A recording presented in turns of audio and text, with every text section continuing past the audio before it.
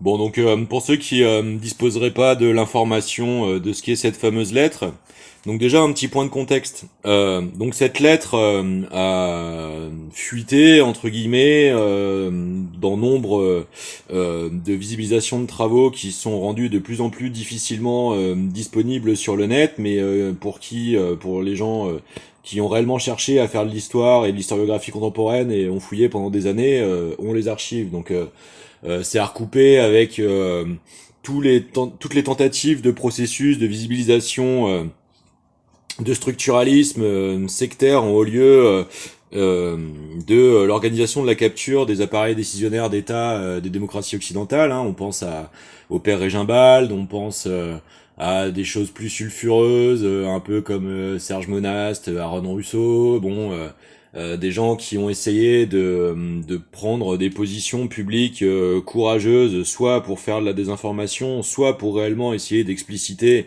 des tentatives en fait de verrous technologiques indépassables, de possibilités technologiques exploitationnelles, d'aliénation et instrumentalisation contrainte des individus. Hein. Aaron Rousseau parlait du projet de la famille Rockefeller pucer en fait les gens au prétexte de passer au porte-monnaie numérique. Sauf que on voit bien en fait que il ne s'agit pas alors d'une simple question monétaire ou pardon de financiarité individuée, mais bel et bien du prétexte de ce sujet pour parler de cyborgisation. Or, le problème de la cyborgisation, c'est quel texte de loi international en fait fixe la bande passante d'un interfaçage de votre système nerveux ou proprioceptif avec un dispositif artificiel quelconque définissant le taux de souveraineté de votre personne. C'est quelle polarité de flux entre débit montant, débit descendant 60%, 80, 85, 73,22.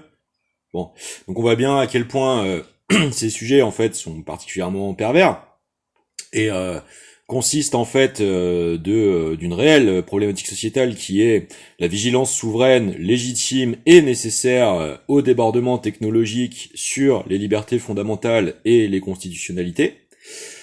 Et c'est dans cette légitimité totale à valoriser, continuer de pratiquer l'analyse comparative de veille prédictive et de nécessité d'anticipation que je vais vous en reproduire la connaissance. Donc cette lettre a fait l'objet d'une polémique autour de son existence réelle, première source apparaissant dans les travaux d'un cardinal espagnol, mais aussi de William Guicard, qui était un auteur plutôt tournant vers l'extrême droite, Pawn and the Game, euh, et repris par tout un tas de sources, beaucoup plus numériques et modernes, donc beaucoup plus difficile à essayer d'authentifier comme réel travail de sourçage clairement établi. Hein. Et donc, cette lettre aurait été consultée à la British Library et ensuite aurait soit disparu, soit ne pas avoir été retrouvée. Suite à quoi a été bâtie la polémique de son inexistence et donc de la prétention de sa non-factualité. Bon, moi je suis désolé, ce ne sont pas des travaux d'enquête minutieux, réellement documentés, donc ne permettant pas d'affirmer dans un sens ou dans un autre la réalité des faits ou non, et quand bien même pourrait du coup constituer, vu ce qu'il se passe sur d'autres secteurs technologiques précis dont moi j'ai pu faire les vérifications factuelles, techniques, prototypiques, fonctionnelles, et donc où ce que je dis n'est certainement pas basé sur le seul projectif fantasque et fantasmatique d'une volonté de prendre mes volontés pour des réalités, mais bel et bien d'un travail minutieux d'observation de la réalité. Nous, on a fini par faire des prototypes couplés dont les capacités génératives sublocales d'énergie, si on y applique les formules appropriées en fait de quantification, sont dépassées. Donc en l'occurrence les équations de Maxwell et ne peuvent pas fonctionner sans retoucher l'équation et la meilleure combinatoire expérimentale qui fonctionnait, c'était le facteur temps, ce qui s'explique puisque la définition de la joule, c'est J égale CV carré fois Hertz. Donc forcément, quand vous avez Hertz, vous avez donc la périodicité, et donc la périodicité est une temporalité, hein, puisque en fréquentiel c'est 1 sur F, donc c'est la période, et donc la période est construite sur une unité de temps. Voilà. De toute façon, vous prenez le système international, vous prenez les 7 unités fondamentales de base, hein, le Luxmen, le Candela, le kilo, le mètre seconde, bon bref, etc. Enfin le mètre, pardon.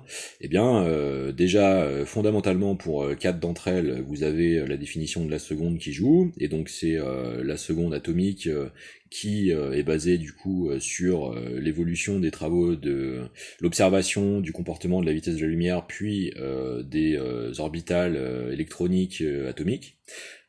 Et donc soumise à questionnement, puisque, encore une fois, cela ne considère qu'une polarité de diffusion de la vitesse de la lumière ou qu'une sous-connaissance atomique précontrainte. Donc ces questions sont tout à fait évolutives.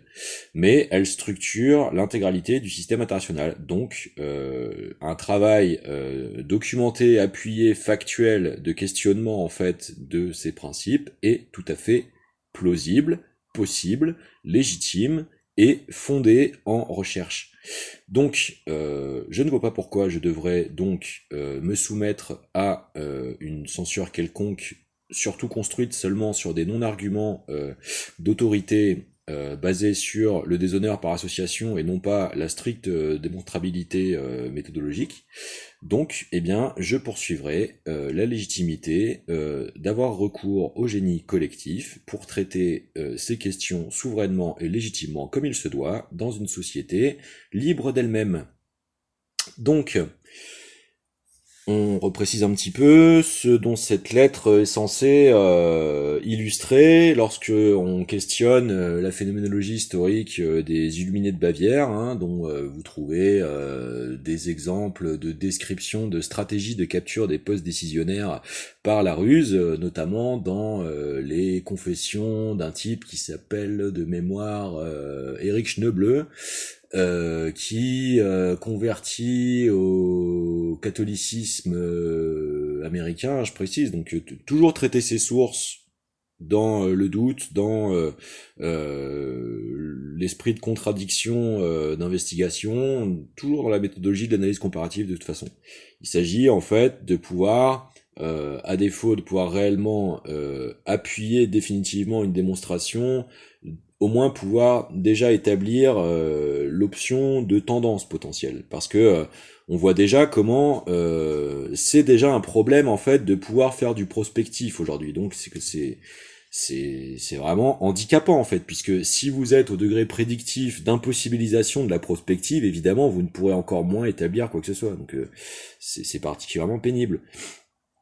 Donc, pourtant, moi en face, comme je vous le dis, on a des aboutissements matériels. Donc, il y a d'autant plus de réels intérêts, réellement de veille de la défense des droits réels des peuples, des populations et de notre constitutionnalisme. Précisément parce que il y a la réalité de menace en fait, il y a la réalité de menace de l'existence bel et bien aux mains de sectes suprémacistes d'accès à des équipements technologiques de véhiculation transtemporelle optionnelle de l'information, et donc d'être susceptible de pouvoir en tirer un avantage considérable de structuration de stratégies de prise en tenaille transtemporelle simulant les libertés des peuples et donc les réduisant en esclavage à leur insu. Donc c'est d'autant plus un travail non seulement légitime intellectuellement, mais constitutionnellement un devoir. C'est l'article 29 de la Constitution française. Nous avons les devoirs de protéger les droits et devoirs d'autrui. Ce n'est pas seulement un droit. C'est un impératif de la citoyenneté française. Donc, cette lettre décrivait: la Première Guerre mondiale doit être doit permettre, aux Illuminati de renverser pouvoir des tsars en Russie et de faire de ce pays une forteresse du communisme athée. Les divergences attisées par les agents des Illuminati entre les empires germaniques et britanniques doivent servir à fomenter cette guerre. À la fin de la guerre, le communisme sera construit et sera utilisé pour détruire les autres types de gouvernements et affaiblir les religions. La Seconde Guerre mondiale doit être fomentée en profitant des différences entre les fascistes et les sionistes politiques. Cette guerre doit permettre la destruction du nazisme et accroître la puissance du sionisme politique de façon à ce que l'État souverain d'Israël puisse s'établir en Palestine. Au cours de la Seconde Guerre mondiale, le communisme international doit devenir assez fort afin de tenir tête à toute la chrétienté, qui serait alors contenue et tenue en échec, jusqu'au moment où nous en aurions besoin pour le cataclysme social final. La Troisième Guerre mondiale doit être fomentée en utilisant les divergences que les agents des Illuminati attiseront entre les sionistes politiques et les dirigeants du monde musulman. La guerre doit être menée de telle manière que l'islam, le monde musulman, le sionisme politique et l'État d'Israël se détruisent mutuellement. Dans le même temps, les autres nations, une fois de plus divisées à ce propos, seront forcées de se combattre jusqu'à un état d'épuisement complet, physique, moral, spirituel et économique. Nous lâcherons les nihilistes et les athées, et nous provoquerons un formidable cataclysme social qui, dans toute son horreur, montrera aux nations l'effet d'un athéisme absolu, origine de la sauvagerie et du plus sanglant chambardement.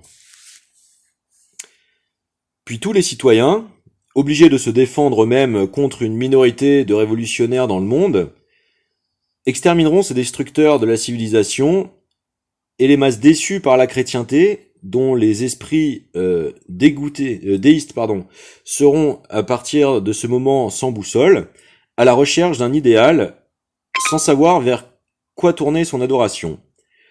Recevront donc la vraie lumière grâce à la manifestation universelle de la pure doctrine de Lucifer, enfin révélée aux yeux de tous, manifestation qui suivra la destruction de la chrétienté et de l'athéisme simultanément, soumise et exterminée en même temps. Voilà. Donc, petite précision sur le luciférianisme. Le luciférianisme, si on prolonge l'existence de cette préméditation manipulatoire dans l'histoire, par son influence à avoir essayé de coder de larges pans de l'inconscient collectif par l'influence culturelle, puisque on peut en attribuer une certaine factualité opérative concrète lorsqu'on lit les thèses de Zbigniew Brzezinski dans son Grand Échiquier, c'est la page 51 de l'ouvrage, donc qui était conseiller de Kissinger, grand géopolitologue, et dont il est mention dans la page 51 du rôle stratégique d'influence des modes de vie à l'américaine sur les constructivismes supranationalistes européistes. Il est question d'amarrer toutes les puissances remarquables de l'Europe de l'Ouest à l'Allemagne comme locomotive, et de les inonder d'influences culturelles, que ce soit par la mode, par l'attrait d'un certain figuratisme de la personne politique publique, et donc d'en structurer en fait des effets de mimétisme comportementaux par la recherche de l'induction de référents d'identification susceptibles de susciter le soft power par l'organisation de la désirabilité de leur imitation. Et donc en 75 sort un film par Sidney Pollack, donc qui a été choisi par Kubrick pour jouer, vous savez, le docteur dans Eyes Wide Shut, celui qui demande discrètement à Tom Cruise